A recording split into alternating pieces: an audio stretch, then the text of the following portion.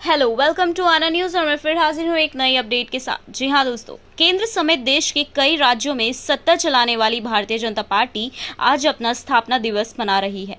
Party के 41वें स्थापना दिवस के अवसर पर प्रधानमंत्री नरेंद्र मोदी ने आज बीजेपी के कार्यकर्ताओं को संबोधित किया है। पीएम मोदी ने कहा है कि बीजेपी सिर्फ एक चुनाव जीतने की मशीन नहीं है, हमें हर संप्रदाय का समर्थन मिल रहा है।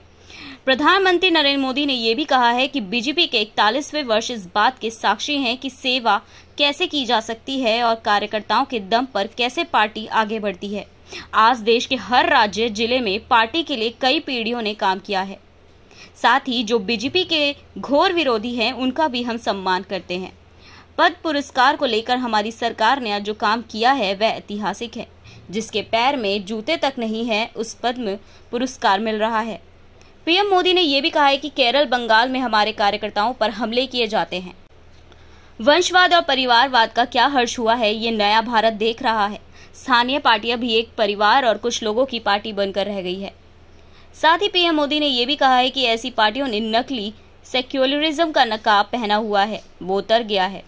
यहाँ से सेक्युलर का मतलब कुछ लोगों के लिए योजनाएं, वोट बैंक के लिए नीतियां बना दिया गया है। जो हर किसी के लिए नीति बन रहा है उसे विरोधी कम्युनल कहते हैं। साथ ही ये भी बता दें कि आजकल गलत नैरेटिव खड़े किए जा रहे हैं। सीएए, कृषि कानून, लेबर लॉ को लेकर लोगों को बरगलाया जा रहा है। इसके पीछे सोची समझी साजिश है और राजनीतिक अस्थिरता पैदा करना लक्ष्य है। पीएम मोदी ने यह भी बोला है कि संविधान बदल दिया जाएगा, नागरिकता छीन ली जाएगी, किसानों की जमीन छीन ली जाएगी, क्योंकि कुछ लोग हार नहीं झेल पाए हैं इसलिए ऐसा कर रहे हैं। कुछ लोगों की बीजेपी से दुश्मनी है इसलिए ऐसा कर रहे हैं। बीजेपी के हर कार्यकर्ता को सतर्क रहना होगा और लोगों को सावधान करना है। वहीं पीएम मोदी ने यह भी कहा है कि देश में राजनीतिक स्वार्थ के लिए दल टूटे हैं, लेकिन बीजेपी में कभी ऐसा नहीं हुआ है। इमरजेंसी के वक्त बीजेपी के कई नेताओं को जेल में डाल दिया गया था। कोरोना काल में बीजेपी के कार्यकर्ताओं ने सेवा की। केंद्र और राज्य की भाजपा सरकारें आत्मनिर्भर भारत अभियान को आगे बढ़ा रही है। वहीं हमारी पार्टी महात्मा गांधी की सोच को लागू करने में लगी हुई है और आखिरी व्यक्ति तक योजनाओं का लाभ पहुंच रहा है। वहीं पीएम मोदी ने यह भी कहा है कि हम किसी से कुछ छीनते नहीं हैं, बल्कि दूसरे व्यक्ति को उसका हक दिलाने में विश्वास रखते हैं। यहाँ कार्यक्रम में बीजेपी अध्यक्ष जेपी नड्डा ने यह कहा है कि बीजेपी अब दुनिया की सबसे बड़ी पार्टी बन चुकी है जो सेवा के रास्ते पर चल रही है। कोरोना काल में बीजेपी के कार्यकर्ताओं ने लाखों लोगों की सेवा की है।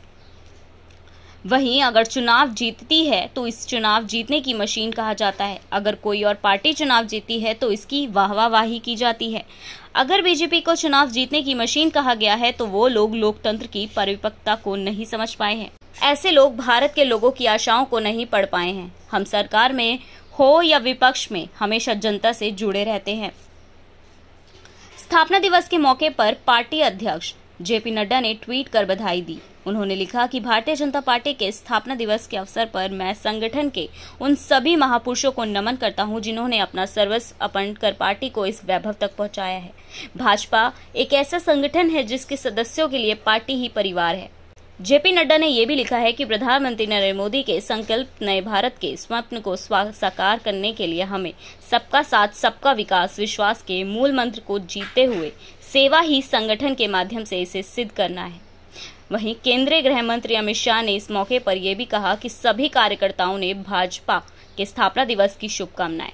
अपने खून पसीने से सींचकर भाजपा को विशाल वट वृक्ष बनाने वाले सभी महापुरुषों को नमन करता हूं। राष्ट्रवादी विचारधारा, अंत्योदय के सिद्धांत व मोदी जी के नेतृत्व में देश के आत्मनिर्भर बनाने के लिए भाजपा निरंतर प्रयासरत है। आपको बता दें कि जनसंघ से आए नेताओं ने जनता पार्टी से खुद को अलग कर 6 अप्रैल 1980 को भारतीय जनता पार्टी के नाम से सियासी पार्टी का गठन किया था। अटल बिहारी वाजपेयी बीजेपी के पहले अध्यक्ष बने और 1984 के पहले चुनाव में पार्टी को महज 2 सीटें मिली। इसलिए हर साल 6 अप्रैल को भाजपा के स्थापना दिवस के तौर पर इसे मनाया जाता है। साथ ही ऐसी ही अपडेट से जुड़े रहने के लिए आप आना न्यूज़ चैनल को सब्सक्राइब करें और ज़रूर देखें आना न्यूज़।